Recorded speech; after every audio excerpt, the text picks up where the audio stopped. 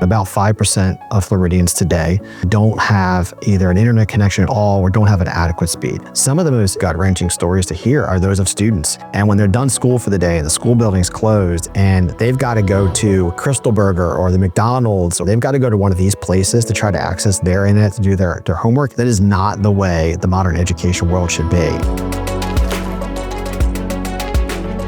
So our goal is to connect all unserved and underserved locations in the state of Florida. When we first established our office, there were over 400,000 locations in the state that were deemed still unserved or underserved. In our current grant programs, specifically the Broadband Opportunity Program and the Capital Projects Fund program, we have provided awards that will have given access to over 230,000 of those locations.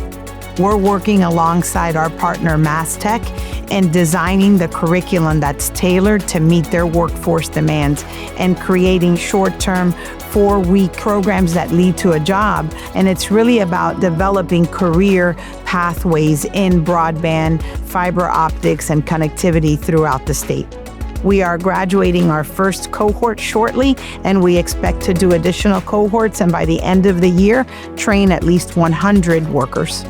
We're kind of prioritizing initially fiber splicers, technicians, bucket truck operators, trench diggers, the workforce necessary to actually put the technology in the ground and construct the infrastructure. Maintenance is really important, IT is really important, systems administration, making sure that the infrastructure can be maintained. In Florida, we have a lot of natural disasters, so making sure that we can recover and rebuild and be resilient.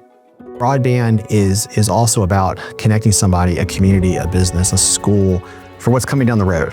That could be a future business opportunity, a future job creation opportunity, a learning opportunity that someone hasn't even thought of yet. When you connect someone to the internet and you connect a business, a community, a school, you're really looking at that person, that business, that community, and thinking, okay, where are they going to be 20, 30, 40 years from now? If we make a smart, wise investment, build up the infrastructure, help with the talent development in that community, that one-time investment's gonna help that community 40, 50 years from now, and then we'll really have had a tremendous impact and we'll have been a good steward of great but limited resources, and we'll have done that community the right thing and giving them an opportunity to grow and prosper in their own way.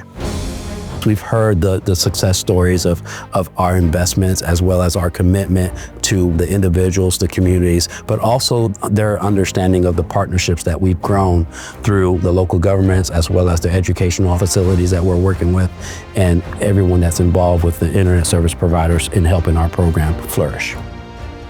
To know that there are people who don't have broadband and to be able to teach them how to use it or give them this connectivity, it really is rewarding to know that you're making a difference with people's lives. They see the trucks out in front of their yards doing the trenching and things of that nature, so they're excited that they know it's coming and are excited about the opportunity it will give not just to that individual but their communities. Supplying broadband to a rural, to a remote community, allows the parents in that community to know that their kids have the option, if they want to stay in that community, get educated in that community, start a business in that community, thrive in that community. In those rural communities, they can maintain that characteristic of being rural, but they can do it in a way that tells the story they want to tell.